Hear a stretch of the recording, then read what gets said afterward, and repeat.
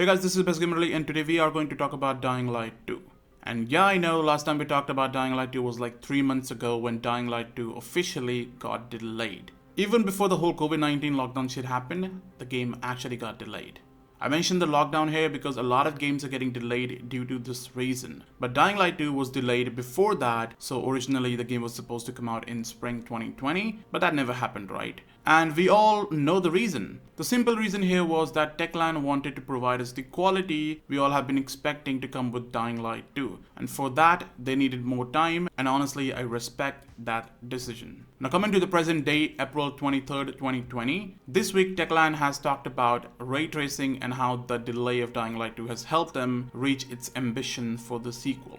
Now before I talk about all of that, I want you guys to follow me on Instagram and join my Discord server for latest Dying Light and Dying Light 2 information. Now starting with the delay. During an interview with official PlayStation magazine, the lead producer of Techland said this: "Delaying the game opened opportunities to nail down the story part of the game, choices our players can make, as well as up the level of open world opportunities that player will face. Building this world takes time and we want Dying Light 2 to be the evolution of what we started with the first game." Dying Light 2, much discussed narrative sandbox in which the player choices in the story affects the whole world around them, is thus being perfected by Techland in the added time it's given itself before the launch. And the lead producer promises that the world has grown significantly as a result. So it's actually a good news, right? Techland has been working to expand and perfect the game since the delay. Now talking about ray tracing.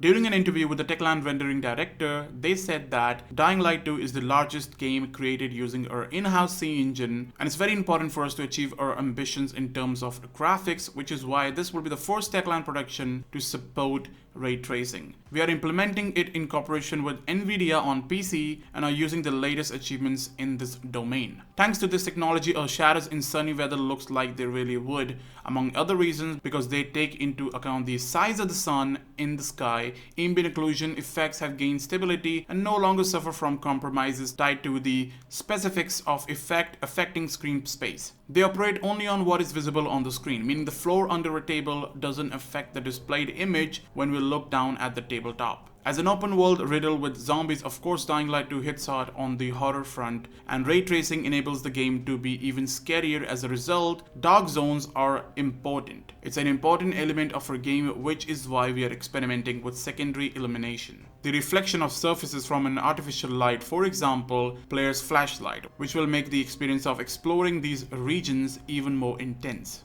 Now this was the talk about ray tracing. I'm sure you guys want to know when Dying Light 2 is coming out, right? Everyone out there believes that the game is coming out in early 2021. And honestly, I too believe that because it makes a lot of sense. Techland delayed the game and then COVID-19 caused even more mayhem. The whole world is in lockdown and the whole Techland team is working from their home. So yeah, the process of developing Dying Light 2 has slowed down. It just all makes sense. And E3 2020 never happened, right? And we all know that Techland loves to show what they've been working on at E3. So summer 2020, which is right after spring, won't just be a month with no event. Many game devs have chosen summer 2020 to reveal the progress for the upcoming game. So why not Techland? Well, Techland is most likely going to show us the progress they have made in Dying Light 2 in summer 2020. It's going to happen because the leaks and sources suggest that. Talking about the game, it's most likely going to come out by the end of 2020, right after PlayStation 5 is out. Or they can release the game in early 2021 and release Dying Light 2 with PlayStation 5 and Xbox Series X version.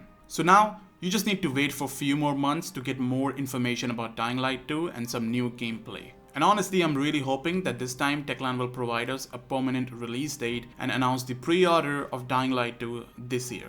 So guys, if you enjoyed this video, make sure to leave a like, and if you're new to my channel, make sure to subscribe to my channel if you want to see more Dying Light and Dying Light 2 related content. And yeah, hit the like button, and I'm gonna see you guys in my next video. Till then, good night and good luck.